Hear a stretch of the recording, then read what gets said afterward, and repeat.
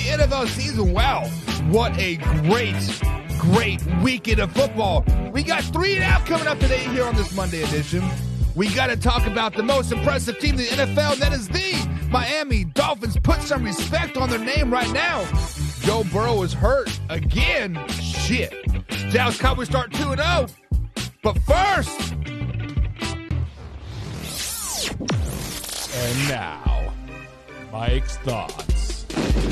If you guys did not see that crazy ending to the Miami Dolphins taking on the New England Patriots last night, you need to go back. You need to watch my man, freaking Cole Strange. That guy, first of all, has the sickest mullet I've ever seen. He has the sickest freaking porn stats I've ever seen. But Cole Strange, hands down, last night made me a firm believer that offensive linemen are just not fat and lazy. If you guys do not know, the Miami Dolphins, the New England Patriots were driving the ball. It was 4th and 6, I do believe. It was 4th and 6, and they threw the ball out to the tight end. Miami Dolphins stood him up, and that tight end, I can't think of his name right now, threw it to Cole Strange. Not only did Cole Strange catch it, he caught it one-handed, did a pirouette, and plowed forward for 6 yards. Now, ultimately, he did not get the first down, but that is beyond the point. That is beyond the point. What we have to realize is that Cole Strange is a 6-foot-tall, 260-pound guard. This man is ranked like 28th in per PPF, 28 in pass blocking per left guard. So he's very, very bottom, not very good. He's 24th in rushing, very, very bottom, not very good. But the simple fact of the matter is, they should have gave the man the first down just by pure effort, just to keep the game exciting. Hoffy's already in there. It was a first down. No, Hoffy. Sorry, man. Your dude was definitely short. It was more than a half yard. It was a good yard. I wanted to say 6 inches, but Hoffy doesn't know nothing about six inches. But guys, that was a great game. Miami Dolphins pulled it out. Wow. Can we put some respect on their name? I'm eating crow on this one. I said Miami Dolphins was going to win a lot. The New England Patriots were going to win. Eating crow. Mike Gillespie is the guy's name is. Thank you, Arthur Brown. XD Gamer says I'm a bandwagon Chiefs fan. Okay. We'll talk about that Chiefs game moving forward. But first, cue that intro.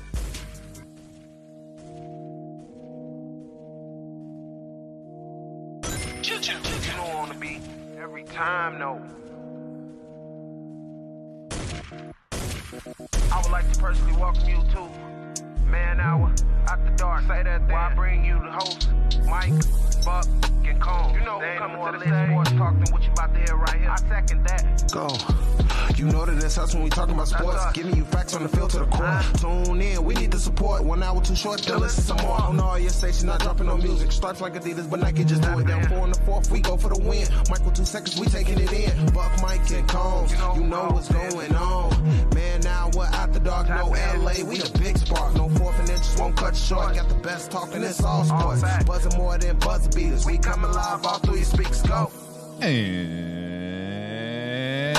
And what is up, Man Hour Nation? Michael Buckheiser here with the Man Hour. Turn over to manhourradio.com. Check out the merchandise page for it. Check out the blog section as well, guys.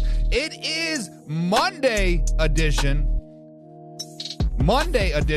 here of Man Hour Radio. Way or no way Monday. We got 3 and Out coming up as well. We got a great show for you lined up where we are going to talk about those very, very impressive Miami Dolphins. We're going to talk about Joe Burrow getting hurt again. Dallas Cowboys are officially 2-0. Jump on that bandwagon, baby. Choo-choo. Baltimore Ravens are 2-0 as well. time to put some respect on Lamar Jackson's name. Vikings, Dameon Pierce, Chargers, all trending down. Broncos trending down. Zach Wilson trending down. Excuse me, guys. But we do got to welcome some people into the chat here. We got my man, John, in the chat. He says, how did your picks turn out? Yesterday, I went 9-5. I have not checked my picks yet, John, to be honest. I woke up a little late. I got this little frog in my throat from these allergies that are busting up here in the Ohio Valley, but I will get everybody's picks figured out to see who wins that $100 bill. Yo, we will see that coming up here. XD Gamers in the chat. He says, nah, man. Let's not talk about that Chiefs game. I don't want to talk about it. I'm scared. I'm scared that I talked all that shit, and I'm scared that you're going to dog my Jacksonville Jaguars. Arthur Brown is in the chat, says, fins up, baby! Yes, sir. Miami Dolphins are 2-0. Not only are they 2-0, they had two impressive road wins versus the Chargers and versus the Miami Dolphins. It is time to jump. It is time to start talking about the Miami Dolphins a little bit more serious now. And I see Hoffy was in the chat as well. I don't know where that comment went, but Hoffy's in the chat. Crow tastes like that, huh? Hoffy says, I'm undefeated this far. What are you undefeated with, Hoffy? Because I didn't see your picks at manhourradio.com and clicking on that link and the chance to win $100. But hey, whatever. Let's talk about the Bears. Field is always on his way. Yeah, we are actually going to talk about the Bears. I actually have him out on my 3 and out. James, what is up? Speaking of 3 and out, James, it's better to win ugly than to lose pretty. True. Lamont Brown, it says purple rain. Jump on that Ravens bandwagon, Lamont. We are going to talk about your Lamar Jackson. We are going to talk about how impressive Lamar Jackson and the Baltimore Ravens looked against the Cincinnati Bengals. Or did they? Or did they look impressive? I don't know. We will talk about it. Guys. But first, we got to get into our newest segment, and that is going to be 3 and out. Guys, 3 and out. I'm going to give you 3 topics that I want to discuss about it. Trending up, trending down. But I'm going to add one more in today, and that is going to be quarterback changes. So here on the first 3 and out of the day, I want to talk about quarterback changes. These are 3 quarterback changes that I think that need to be made in the NFL. 3 quarterback changes. Number 1. Russell Wilson. Yes, I understand that Russell Wilson did throw for 308 yards for 3 touchdowns and 1 interception versus the Commanders on Sunday. But I don't think Russell Wilson is the guy anymore. They need to shake it up. They need to shake the birdcage just a little bit. Russell Wilson needs to be benched. Zach Wilson had 3 interceptions versus the Dallas Cowboys, and it was only 12 for 27 for 170 yards. Now, I understand that you guys are all on this Zach Wilson. Hey, let him play it out. Let's see what happens, yada, yada, yada. But the Jets have a Super Bowl caliber team, right, guys? The Jets have the best defense in the league. Sarcasm is trying to come out of my voice if I can project a little bit better. The Jets have the best quarterback or best defense in the league, right? They have the best offense in the league. If they truly do have that, Zach Wilson needs to be benched, and they need to find a better quarterback, a.k.a. Jameis Winston. Justin Fields starts 0-2 again in his career. He now has 12 straight losses as a starter. This man is 5-22 as a starter in the NFL. He went 16 for 29 for 211 yards, 1 touchdown, 2 interceptions versus the Tampa Bay Buccaneers. Don't you guys remember my man's Combsy saying, MVP Justin Fields. MVP Justin Fields. MVP Justin Fields is about to get benched. MVP Justin Fields is about to get benched. There is no way that you can lose 12 straight games in the NFL and still have a job. Now, let's talk about these Chicago Bears. Let's dive deep into these Chicago Bears. The Chicago Bears are a team that is just, for whatever reason, people had high expectations and high hopes for them going into the 2023 NFL season. Now, I get it. They picked some parts, right? They got Edmonds from the Buffalo Bills, right? They got second-year coach, right? Second-year GM. They got DJ Moore. And if you look at the trends in the NFL, the third year when these quarterbacks get a big-name receiver, i.e. Jalen Hurts got A.J. Brown, Tua got Tyreek Hill, right? And now Justin Fields got DJ Moore. He was supposed to be, the greatest thing since sliced bread, right? Guys, the Chicago Bears are a complete shit show. Their offense looks just as bad as it did last year. Their defense has probably even taken a step back. And now you can say, they played the Tampa Bay Buccaneers. They're an up-and-coming team. Weren't you guys just talking shit about the Tampa Bay Buccaneers like last week? But now they're 2-0. They're like, the Buccaneers are a really good team. Maybe Buck was right about Baker Mayfield. Maybe the Bucks are those guys. But guys, the truth of the matter is Justin Fields needs to play with a little bit sense of more urgency, I think. I think Justin Fields needs to be he needs to get benched, right? He needs to sit down on the bench, watch his backup. It's not Nathan Peterman. I don't even remember the guy's name. It should have been Nathan Peterman. Nathan freaking Peterman. Should have been that guy, right? But it's not. But guys, let me know in the chat. Should the Bears bench Justin Fields at least 1 or 2 games moving forward? John says Bope picked them to beat the Bears. Bope picked them to beat the Bears. Who is Bope? Kind of curious. James says Field is the latest in long line of OSU quarterbacks to flop in the NFL.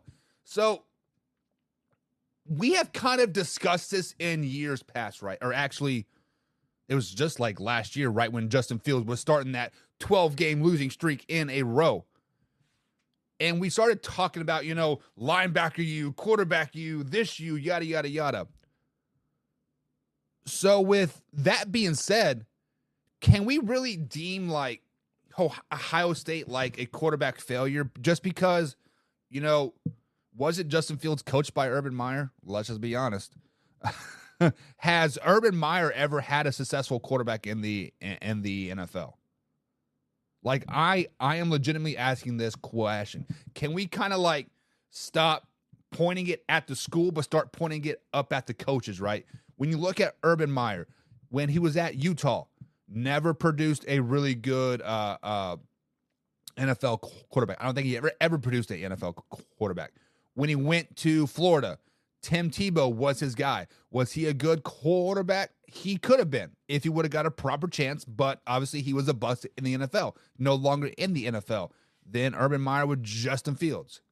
So maybe, just maybe, it is a coaching thing. Maybe it is something beyond this. Maybe it is something just beyond Ohio State or Alabama. Because when you look at Alabama, they had Tua, Mac Jones, and Jalen Hurts all at the same time. Is that quarterback you, or they just happen to have a good class, right? So, John, as I do agree with you that Ohio State historically does have not very good quarterbacks in the NFL. Yeah. Miami's Dolphins defense did not look bad. We'll be talking about the Miami Dolphins here looking pretty soon here. Lamont Brown says, yes, Fields needs to be benched. I mean, like, when I say benched, like, I don't mean for, like, the whole season, right? His whole NFL career. But maybe, just maybe, if it's, let's take it a step further. Maybe not bench him at the start of the game. Put him on a short leash, right? They play the Kansas City Chiefs this week at Arrowhead Stadium. If the Chiefs go up, 28-7 going into mid-third quarter here, and Justin Fields is throwing a couple interceptions, the offense just looks flat, looks terrible, right? Put Justin Fields on the sideline. Put in Their backup quarterback in Nathan Peterman. The Nathan Peterman. Taysom Badgett was the guy, but apparently he's out. So Nathan Peterman is number 2. Thanks, Hoffy, for that. But yeah, it is time to figure it out. Tampa is the nope. Was a nope. Fat fingers. Don't we all have fat fingers at the end of the day? John says Justin Fields was running for his life. He needs a line and a running game instead of running for his life. But that was supposed to be the bee's knees for the Chicago Bears this season. Flashback to those preseason games when the very first play from Justin Fields to DJ Moore was that screen pass for like 60 yards, right? That was supposed to be their new offense. The offensive line was so terrible that we're just going to run screen passes and we're just going to nickel and dime it down the field. No, that's Lamont, always with the great facts here, says the last good Ohio State quarterback was Art Schistler. That is way before my time because that name is not even ringing a bell. So that tells you the long list of bust NFL quarterbacks coming from Ohio State. Tim McWaw is in the chat. CJ Stout will be the next flop. To be determined, I guess. To be determined. Guys, you guys are doing great in the chat today. Keep it up. There's a lot of stuff that I kind of feel a little bit overwhelmed. I'm not even going to lie. And James says it all depends on the Kansas City receiver core. They're dropping a lot of balls. It wasn't as bad against Jacksonville, but they're still struggling to get separation and coming down with the ball.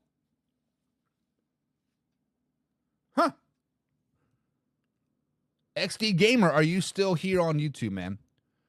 XD Gamer, are you still here talking your shit about the Jacksonville Jaguars? I saw a statement on one of my posts. I think it was the score post. I get thousands upon thousands of comments a day, and I try to respond to each and every one. But somebody said, well, this was a 10-day excuse for the Kansas City Chiefs that they kept dropping all their balls, but if Jacksonville Jaguars would have caught all their balls, they would have won. Yada, yada, yada. Guys, drops happen. Mistakes happen. The good team is the team that overcomes it. The good team is the team that can be like, hey, you know what? Shit happens when you party naked. That's why you always stick to anal and you always pull out. But yes, the Kansas City Chiefs need to catch the damn ball. You get paid to catch the ball. Catch the ball. Guys, this is perfect. This is perfect. Because David says, my Chargers, baby. My Chargers. Slow it down. Let's talk about my Chargers. And you know what, David? That is exactly what is up on 3 and Out, trending down.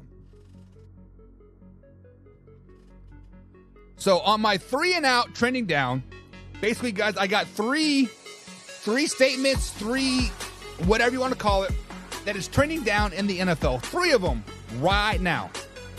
Number 1, sorry, David, but it is your LA Chargers. Your LA Chargers start off the season 0-2. Now, first week, we were all like, hey, the orb's back, guys. See it? The orb's back. There it is right there, right in front of my face. That's weird. But we were talking about the Chargers. Hey, they went toe-to-toe with the Miami Dolphins. Slow it down. 36-34. The offense is there. Bada bing, bada boom. Slow it down, baby. But the Chargers are trending down because their secondary, their defense is starting to worry me a lot.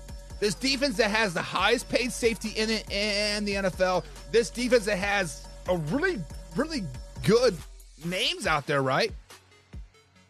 But Ryan Tannehill, the same Ryan Tannehill that every Titans fan was calling to bench last week, went 20 for 24 for 246 yards. Not too shabby, but also beat the best secondary on the field twice deep. LA Chargers, you guys are trending down. You guys need to figure it out. Their secondary especially need to figure it out. Number 2 is Dameon Pierce for the Houston Texans. Pierce had a great rookie campaign. Probably should have won Offensive Rookie of the Year, but They want to give it to the Jets and Gardner or Garrett Wilson, but whatever, right? Trending down is my man Damian Pearson.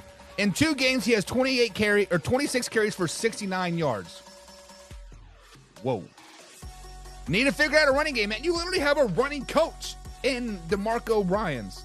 Or whatever. Minnesota Vikings trending down. 0-2.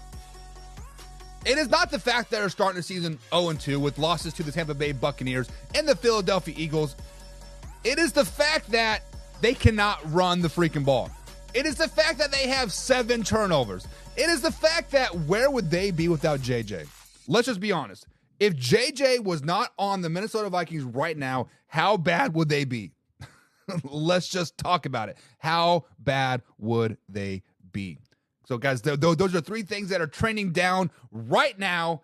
And, David, let's talk about your Chargers. Listen, the Chargers, we have said it over and over and over again. We have said it many, many times. Like, this team is great on paper. Where is Jim Powell at today? He has posted on the AFC East Trash Talk group many times. Justin Herbert, Mahomes 2.0, it's time to show up. Yes, Justin Herbert, it is time for you to take a game over. It is time for you to single-handedly will your team to win. Can we do that just one time? Justin Herbert has had all the hype in the world, but he's like me when I was 20. Premature ejaculation. We all have the problem. Coaching needs to be figured out. Brandon Staley, we've been talking about it over and over and over again. Single-handedly, he is the problem, I think. Maybe it's time to put an intern coach there. Maybe it's somebody time to put in calling new defensive plays, new offensive plays, something. Chargers, shake it up. Shake it up and do something, my man. How about the poor officiating this week or this year, and it's only week 2? Do we guys want to talk about the NFL refs? Do we really want to dive in there and talk about the NFL refs? Because this is where I stand with the NFL refs. The point of the matter is I think replay has hurt the growth of officiating, right? The 4K cameras out there have hurt the growth of officiating, right? Because everybody from their TV sees it in 4K. That is a freaking hold. That is a false start. But truth be matter is the referee, umpire, whatever you want to call it, has like this field of vision, right? He sees like 3 players, maybe 4. Replay has hurt officiating because they have been taught to swallow the whistle. They have been taught to let the play carry on, and then we'll figure it out in replay and get the right call. Replay has single-handedly hurt officiating. David says, good win for KC. KC did have a good win. Kansas City Chiefs, a sloppy, but good. Another no holding. Max Crosby in the Detroit Lions game in Hutchinson. It sucks. So, as we dive deeper into the officiating here, John, let me ask you this. Clearly, there's holding every play. Clearly, there is some type of penalty every single play. I teach my players to play dirty. I'm going to call it spade a spade. I teach them to play in the gray area. I want you to do this, this, and this. I want you to push the limit each and every play until you get caught. If the referee is not going to call it, do it a little bit more. Do it a little bit more. Do it until they call it, and then tone it back a little bit. Now, in the NFL, there's holding every single play. The defensive ends, the outside linebackers, the walk-up jackbackers, right? They are all so big, so fast, so talented, and so powerful. You have to cheat to contain them. Let's just be honest. I saw a play, Jets versus Dallas Cowboys. Micah Parsons literally took his left hand, swiped a 300-pound offensive tackle, Get out of my way, homeboy. Swimmed over him. The dude had his jersey, like tore his jersey, and he still got the sack. Like, it just... But yes, to come with you...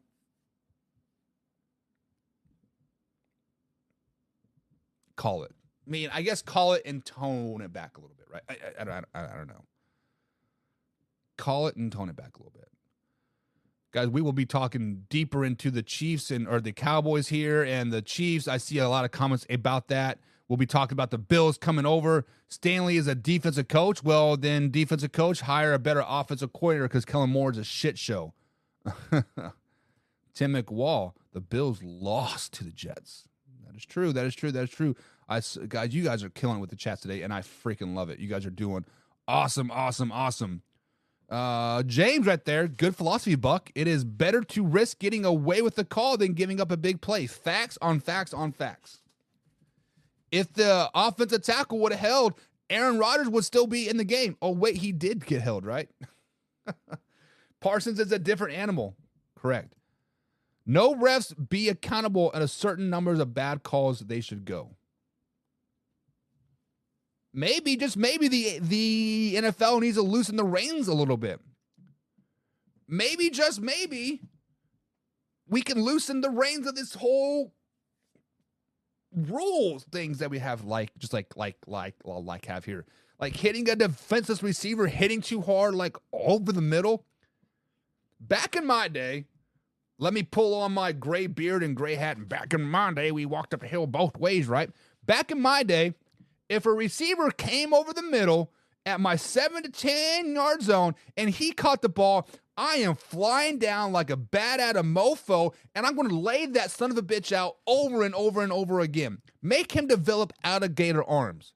Now, you can't hit him till he catches the ball and put 3 feet down and turn and look at you and smile and say, "Hit me, I'm ready, big boy." Like, that's the way it is. Like, loosen the reins up a little bit. Do you guys remember that ESPN segment from, like, I don't know, early 2000s, late 2005, 2007, called Jacked Up? We loved the big hits. When the man was running over the middle, we were like, oh, he got jacked up. Now, oh, he got two-hand touched. James, you are fact. You tried going across the middle against Ronnie Lott. That was your ass. Exactly, my man. That is the only thing that made me successful playing football, was the total lack of disregard of my body and other players out there. I could give two shits less if you're coming over the middle and I take off your head. I don't care if I gave myself a concussion and shit my pants. Like, I'm coming for you, big guy. I'm coming for you. Slow it down. All right, guys, so we got to get to the last 3 and out of the day. This 3 and out is the top 3 risers in the NFL. Week 2 has had some big risers in. Geno Smith is back, baby. Mr. MVP caliber quarterback himself, Geno Smith. He went 32 for 41 for 328 yards in the overtime win versus the Detroit Lions. What a great bounce back week for Geno Smith. And I feel if he can play at this level, the Seahawks will be back in the top 10 power rankings at no time. Mike Evans. Good Lord. The Tampa Bay Buccaneers said, let's not worry about a contract right now. Let's worry about the offseason. And Mike Evans took a shizzle, hammered out a chip on his shoulder.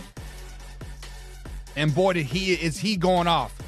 171 yards and a touchdown, receiving with a 7-yard catch on Sunday versus the whoever they play. I can't remember that right about that. But the Bucs are now 2-0. Next up, guys, Chris Jones. Chris Jones sat out all training camp, no OTAs, no preseason games, didn't play week 1. Week 2 came in, he said, I don't need no Gatorade. I don't need no Mountain Dew. I don't need no Monster Energy drink. Just put me on the field and watch me work, baby. He had 5 quarterback pressures, 1.5 sacks versus the Jaguars in the 17-9 victory. But those stats are beyond that, guys. Chris Jones on the field, period, was a game changer. I believe it was the first or second drive of the game. Chris Jones runs upfield, and the 2 defensive ends for the Kansas City Chiefs sack the guy, sack Trevor Lawrence. I'm like, bam. Kansas Chiefs are back, baby. Chris Jones on the rising list for the 3 and out. David says, Chris Jones. Yes, sir, baby. Guys, it's when we look at defense of linemen, basically, defensive lineman stats are very, very skewed. Let's just be honest. When we look at a good defensive lineman, let me turn off the sound, my bad. Their stats are going to be skewed. No tackles, no tackles for loss, no fumbles, yada, yada, yada. It is because a good defensive lineman is going to get double teamed. It's going to get triple teamed. Defensive lineman is the most unglorious position in all of NFL. It takes a true workhorse to be a good defensive lineman. Understand you're not going to get the glory. You're not going to get the sacks because you're going to double team and triple team and get chipped and do this. It sucks to be a defensive lineman. I know it. Me as a safety and like a walk-up safety and a linebacker all through college and my CFL career, it was nice when I had a great nose guard in front of me. I got to run free, baby. I got to run free and no mofo could push me. Nobody touched me. 20 tackles, 30 tackles, it didn't matter. I was getting the ball because my nose guard was doing his work. And a new good nose guard will show you how good he is when the team literally will run the other way every play. We're like, oh, Chris Jones is on the right side. We better run left. Check, check, check, check, check. James says Geno Smith made me look like a clown after talking shit all about him last week. Listen, Geno Smith came to play. My man Tyler Lockett from the Kansas State University reached in the end zone, knocked over that pylon, says, give me that game-winning overtime touchdown, baby. Guys, there's a reason why I had the Seahawks in the top 10 going into week 1. There is a reason why I thought the Seahawks were going to win the West. They filled all their holes, right? They have a good defense. They have a good offense. And Geno Smith just had to not suck. Week 1 versus the Rams, Geno Smith sucks. He had like 112 yards passing. Sucked. This week, 308, right? 328. Geno Smith, just don't suck. Just don't suck, and you guys will be A-OK. A-OK. Excuse me? I'm trying to talk America? Hoffy, what are you talking about? Somebody get this man a beer. It may only be 10:30 in the morning, but get this man a freaking beer right now. But guys, it is time to get into a little bit of way or no way to start the main portion of the show here. We got to talk about the Miami Dolphins and Joe Burrow, Dallas Cowboys, and the Baltimore Ravens. All you guys are all fans in the chat of these teams, so I want to see your guys' opinion. Is it a way or no way? What we do here is we simply put out a statement, and we determine if it's a way, you do agree, or if it's a no way, you disagree with it. Play in the chat, play along, but man, it is going to be a good time here. But let's start with the game of the night, Sunday night football game. I thought it was a great game. Miami Dolphins beat the New England Patriots to improve 2-0 on the season.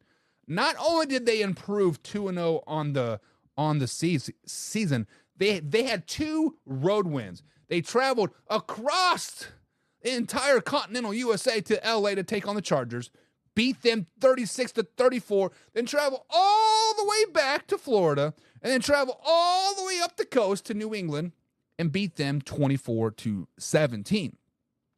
2 huge road wins. So guys, way or no way, are the Miami Dolphins the best team in the NFL? the best. Guys, when we look at the Miami Dolphins, we have heard all the season talk. The last 2 seasons, we have heard all the offseason talk. Super Bowl caliber team. If Tua can stay healthy, they can do this, this, and this, and this, and this, and this, and this. Now, right now, guys, they added Jalen Ramsey. Eli Apple, Mr. I'm going to get burned deep 7 times a game and still talk shit Apple. The Miami Dolphins have all the parts and pieces in place to be a really, really good team. When we look at just offense, they have the best offense in the NFL. Tyreek Hill is on another level right now. Jalen Waddle is right behind him. 31-year-old Raheem Mostert looks like a 20-year-old out there running that damn ball, and Tua is not getting hit. That offensive line is performing very, very, very well. The only downside right now for the Miami Dolphins right now is the defense. And I thought they were going to be the best defense in the AFC East. I thought they were going to be better than the Jets. I thought they were going to be better than the Patriots. I thought they were going to be better than the Buffalo Bills. But right now, their defense is kind of the weakest point. Now, you can say Jalen Ramsey isn't there when he comes back in November and in December, that weak point of Eli Apple will be off of the field. But you have to understand, right now we're talking about them right now going into week 3 of the NFL season. Are they the best team? Unfortunately, I have to say no way. First of all, put a caveat by that. This is not disrespect at all. Miami Dolphins, you have the utmost respect right now, but there are 2 teams right now that are better than you guys, more complete. We'll be talking about those later. But if we're talking about the best team in the AFC, yes, the Miami Dolphins are the best team in the AFC. But we're talking about the whole entire NFL. And no way. They are not the best team in the NFL right now. Give it a couple weeks. Maybe the defense can come around. Maybe that defense can kind of, be shut down that we expected them to be. But right now, they're 2-0. Leaders of the East. Watch out, baby. They still coming. Just because you're not the best team in the NFL right now doesn't mean you ain't coming. We coming. David says, way. He agrees. The Miami Dolphins are the best team in the NFL. David, better than the 49ers? Better than the Cowboys? He says way. James says, big win for my Dolphins. It was a huge win for the Miami Dolphins. Anytime you can go into Foxborough, Massachusetts, and the New England Patriots on a primetime game and beat them, it is a huge win. Bill Belichick is the greatest coach of all time. They had a great game plan. Let you get your yards, but we're going to lock it down in the red zone, baby. They held you guys to 24 points. Not too shabby on their side. John says no way, but they are balanced. Decent offense and decent defense. Right now, I think the offense is up here and the defense still has room to improve. A lot of room to improve. They're a lot better from week 1 to week 2, so be anxious to see what they do for week 3. We will see. Arthur Brown says still having issues with D-line and middle linebacker. A little bit more pressure on the quarterback, and that whole changes, right? Only second game under a completely new defensive scheme as well. True. Still adjusting. Very, very true. They did get a brand new defensive coordinator this year, so I totally forgot about that. Huge, right? Huge. And Jalen Phillips was out. I did see that. Why was he out? I didn't see him on the injury report, and then I saw him on the sideline. Like, whoa, wait a second. John says road wins says defense. That is true, John. If the score wasn't 36-34. I mean, you can say defense won you that Patriots game, yes, because number 43, that white long-haired linebacker that they got that had a game of his mind. What is his name, like Arbuckle or something? Just like that. Number 43. He was all over the field killing it. He single-handedly probably won them the game. by tackling Cole Strange 6 inches short of the first down. Very, very true. Phillips strained his back in Friday's practice. Oh, that's tough. That is tough. A strained back is tough to recover from, especially at that young age. Defense kept you in that game. Yes, you are right, John. The defense did do very well. I guess I just expected them to lock down the Patriots a little bit more. I don't know. Maybe I'm being a little too hard on them. The Patriots are a high flying offense now. We forget that they do have a new defensive scheme. Van Ginkel, says David. That is right. That man was really, really good. I don't remember him from last year, but he definitely jumped off the screen on that one. So thank you for that, guys. Moving on here. The next where no way of the day. Joe Burrow says he re-aggravated his calf in the loss to the Ravens on Sunday. The Bengals are now 0-2 to start the season. Another slow start for Joe Burrow. Back-to-back slow starts. He did not even break 100 yards passing week 1. This week was a little bit better, but still pretty bad. So, guys, way or no way are the Bengals going to make the playoffs? The one thing that the Cincinnati Bengals have going for them right now is that there's an extra team that makes the playoffs. So there's 7 teams that make the playoffs instead of just the old school 6, right? So over half of the teams in the AFC will make the playoffs. Sorry, just under half, right? Just under half of them will make the playoffs. So you can be a mediocre 500 team and still make the playoffs. However, the AFC is very, very loaded. You do have the Jacksonville Jaguars. You do have the Miami Dolphins. You do have the Baltimore Ravens. You do have the Kansas City Chiefs. Hell, you do have the Chargers. Can we say the Colts? But let's just be honest. If Joe Burrow is truly re-aggravated that calf, when we look at it, he hurt the calf in training camp in July. Last week of July. He did not step foot back on the NFL field for another month and a half. He was literally out for 5 to 6 weeks, and his first time back on the field was like a week before they played who they played? The Cleveland Browns. It was not looking good. So, depending on the severity of the strain, I mean, obviously, I feel like a strain is kind of like something you got to power through, but rest is the only thing you can really do for it. But with that being said, if Joe Burrow is out for another, say, 2 to 4 weeks, right? They do play a Rams team, a really decent Rams team, actually kind of surprising. If they would have beat the 49ers, wouldn't that have been the most surprising 2-0 team ever? But that's a Monday night game at home, and then they're at Titans, at Cardinals, and versus Seahawks.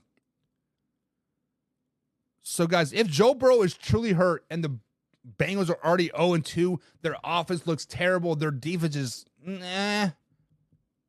guys, the Bengals have a really good opportunity to miss the playoffs. Because we've been speaking about it. We've been speaking about how good the AFC North is. Right now, I had the Ravens being last in that division. Right now, they're in first place at 2-0. Their new offense is clicking and looking good, looking pretty scary. Steelers, we see them tonight. Can they bounce back? Right? The Cleveland Browns are up and coming as well. You still have to play the Steelers twice. You have to play the Browns again. You have to play the Ravens again. Bengals better figure themselves out real freaking quick. But yes way, if I feel they are going to miss the playoffs. If Joe Burrow is truly hurt with the strained calf, they're going to miss the playoffs, 100%. Bengals, your reign is over, baby. Lamar Brown says, no excuse. He is injury prone and his style of play won't last. Second major injury in his 5-year career. Very, very true, Lamont. I guess we didn't really think of Joe Burrow as kind of as a reckless quarterback like a Josh Allen. But, come to think of it, yeah. Bengals are done.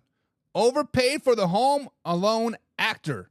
Shots fired, shots fired. But yeah, that AFC North is very, very loaded, right? Very, very loaded. Only week 2, does your wife say something about you're pretty mature? She says thank you. Bengal season may be quickly going down the shitter. Listen, if the Bengals do not dominate the Rams, there's going to be a lot of question marks. I understand the Rams are playing very good football right now. Bengals need to come out Monday Night Football versus the Rams and make a statement game. Rule the jungle, baby. Rule the jungle. Da-da-da-dum. Phillips was out because of his back. Chiefs, Bills, Jaguars, Ravens seems like a lock. Who are the last 2 to sneak in? So let's talk about the playoffs here. It is week 2 of the NFL season. We still haven't even completed week 2. So let's talk about the playoffs, Javi. Chiefs, Bills, Jaguars, Dolphins, Ravens all seem to be locked. Who would be the last 2 to sneak in? I wouldn't put the Buffalo Bills as as a lock, but those are your talking, not mine. The last 2 in is obviously going to be the winners of the AFC South, and that would be the Tennessee Titans. And then, for somehow the Chargers are going to sneak in. Yes, they're 0-2, they're 0-2. Somehow the Chargers sneak in. Only a person that hates Lamar Jackson would pick them to Ravens last in the AFC North. Burrow isn't hurt. He is what he is. So listen here, Lamont.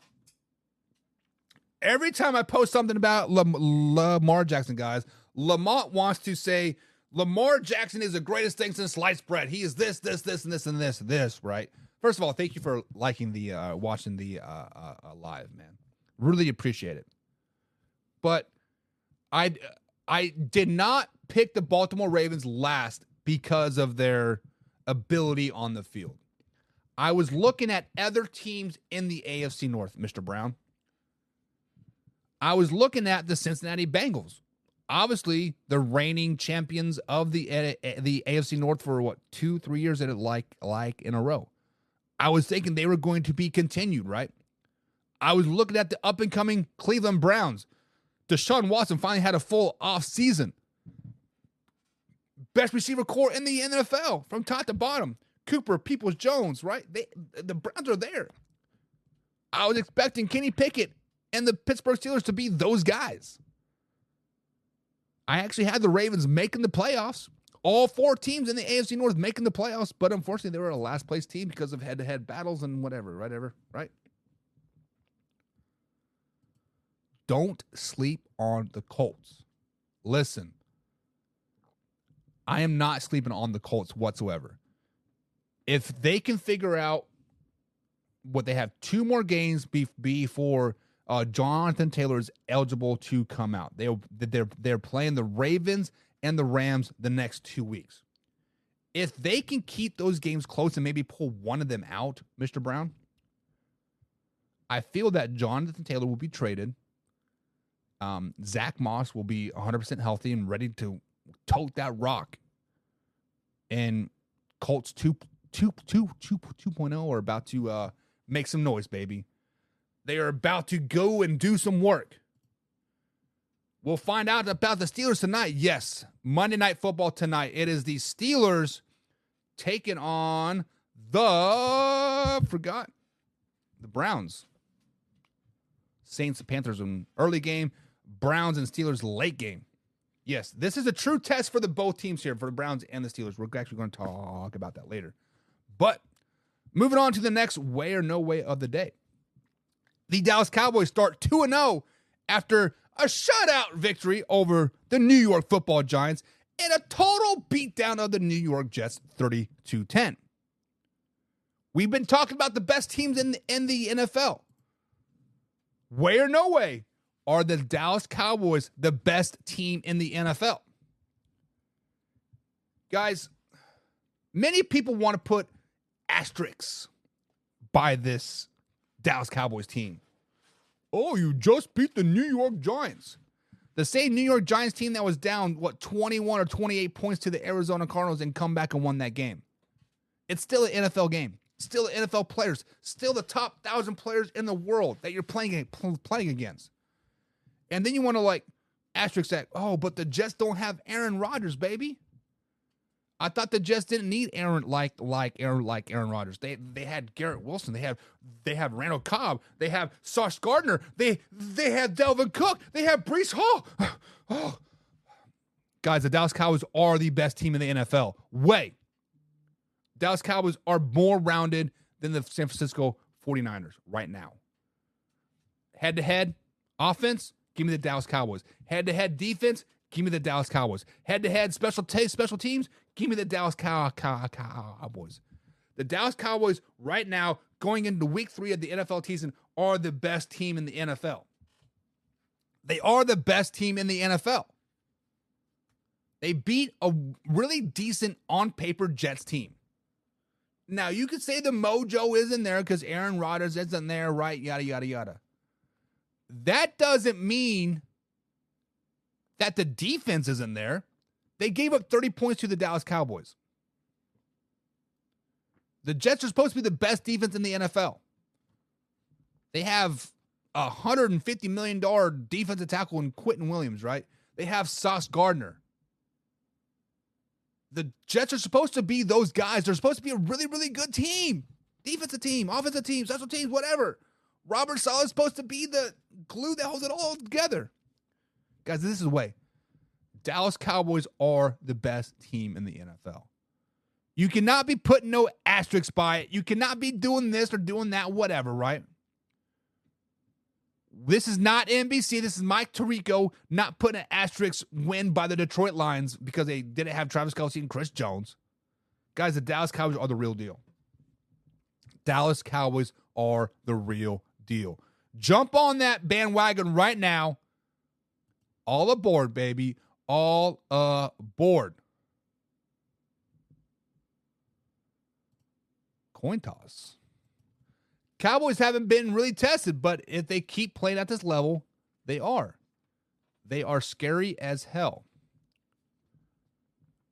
So when we say tested, the New York Giants, basically the wheels just fell off for them Sunday Night Football week 1.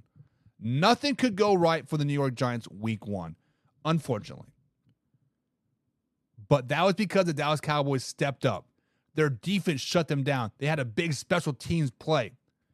And when you have a special teams play for a blocked field goal touchdown, you have a pick 6, and you score an offensive touchdown all in the first quarter, you know it's going to be a long, long night. Jets. 30-10 doesn't sound that bad, right? Oh, it's only a 3-score game, whatever. But the Cowboys legitimately dominated the Jets. The Jets that are supposed to win the East. The Jets that are supposed to go to the Super Bowl. This was supposed to be a Super Bowl preview. I guess you can say they weren't tested. They'll be tested in 5 weeks when they play the 49ers. David said, I'll go with Way. I do like me some Dallas Cowboys. Arthur Brown says, Micah freakish Parson, the damn, he's an animal. Oh, my God. Listen, there are 3 things in the world that legitimately scare me, right? There are 3 things in the world that I do not want to face in a back alley. Are you ready? It is my dad, because as a son, you always want to fear your father. He can be 80-year-old and in a wheelchair, he'll still whoop your ass. It's that grown man dad strength. Let's just be honest. I don't want to face a chihuahua. Those things scare the living shit out of me. I hate lap dogs. They're legitimately the worst thing in the world besides NFL ties. And then Micah Parsons. There are 3 things that I don't ever want to face in a back alley. My dad, Chihuahuas and Micah Parsons. Jets and the best anything in the NFL are two things that should never be said in the same sentence. Oh, this is so true. I just don't trust the G-man, and Wilson looks to me like if he was looking at me like if I was out there. Listen, Zach Wilson did well in relief in week 1.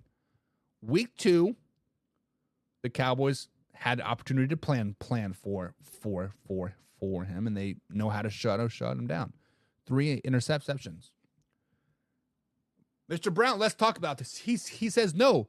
Lamar isn't the greatest thing since sliced bread. That would go to Patty Mahomes. The Bengals had a decent run, and the tape is out on Burrow and his weaknesses, and it's glaring. It ain't the old line.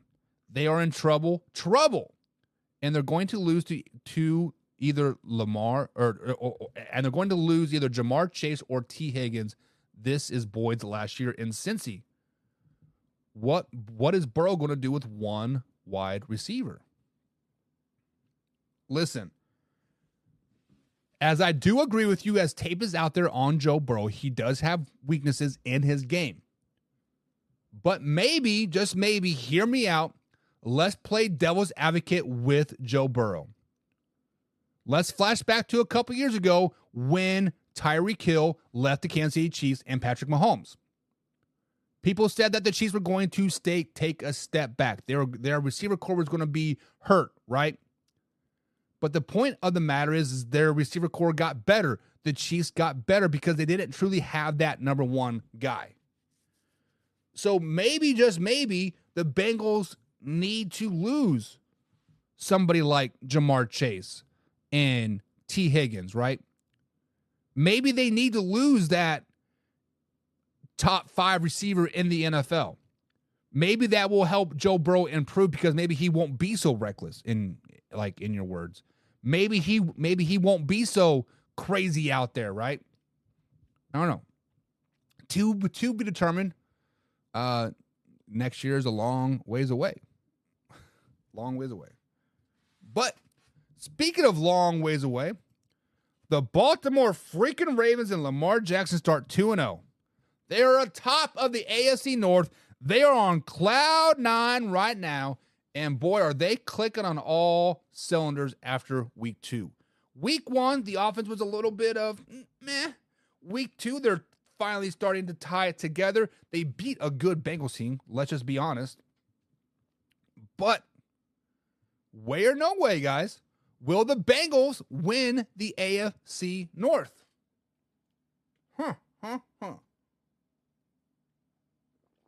When we look at the AFC North, I have been talking it up all offseason. I have been saying that they are going to probably be the most competitive division in football. Do you guys remember when we said that about the AFC West a couple years ago when Russell Wilson came into town? The AFC West is going to be the best division in football. Let's talk them up. Boom, boom, boom, boom, boom, right? And then the Chiefs went like 13-3 and the rest of the division was losers. Right? Right now, when we look at the AFC North, the Ravens are undefeated and the rest of the division are losers. They haven't won a game. Well, I guess the Browns have won a game, but the rest of the division is losers. So when we talk about this, will the Ravens win the North? Just like Mr. Brown said, there is now film on the Ravens offense looking decent. Lamar Jackson had 0 sacks with 1 quarterback pressure last weekend. 1 quarterback pressure. Offensive line is looking good. Lamar Jackson looks comfortable in the pocket. What we want to see for the Ravens moving forward is when Lamar Jackson does get sacked in the pocket, when he does get popped in the mouth and like in the pocket, does it instantly make him want to bounce out, right? That has been one of Lamar Jackson's biggest flaws is once he gets sacked in the pocket or gets hit in the pocket, he wants to react out of the pocket sooner. He wants to bail before they even get close, right? Their defense is a little bit suspect. I'm not liking the Ravens defense at all right now. They're probably still third in the AFC North behind the Browns and the Steelers. But where or no way will the Ravens win the North? I'm going to go with no way. I'm going to go with no way. Because the simple fact of the matter is that the AFC North is still going to be a loaded division. The Cincinnati Bengals will not be throwing 112 and 86 yards every game moving forward. The Cleveland Browns, they are the real deal. Deshaun Watson just has to play as a top 15 quarterback, and they're going to win a lot of games. They have a top 3 defense in Cleveland right now. The Pittsburgh Steelers, still a really, really good defense, top 5 defense in the NFL right now. Now, they might be second place. They're definitely not going to be last, but they're definitely not going to be first. I'm going to go with no way for the Ravens winning the division right now. I'm still sticking with the Pittsburgh Steelers. I still like me some Pittsburgh Steelers. I don't know why. I don't know why. They look shitty week 1, but we'll see them some more week 2, I guess. James says no way. No way the Ravens are going to win. Who do you got winning, James? John says no way. But then he comes back and says, yes, Ravens.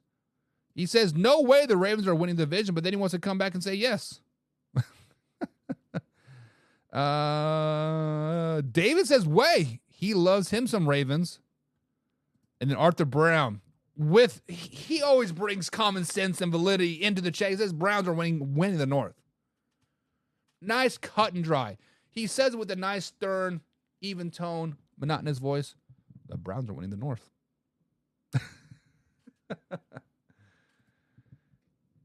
Did you not see him audible over the covered blitz that he wouldn't get hit in the mouth? Listen, Mr. Brown, I know you love you some Lamar Jackson. I know you put Lamar Jackson up on this pedestal. He is a great quarterback. I get it. You think he's a great quarterback. But you are talking up a man for doing his job. His job is to point out a blitzing linebacker. His job is to point out a blitzing safety. He is supposed to shift the coverage of the offensive line because he sees a blitz coming. That's what a quarterback's supposed to do. That is why a quarterback gets all that money. They got to be the smartest man in the room. They got to understand their defense. They got to understand their offense. They got to understand the other team's defense. You are boasting Lamar Jackson because he was doing his job. There is no way. It's the Bengals, says John. Bengals are winning the division. Lamont, I'm not trying to single you out, man. I'm really not.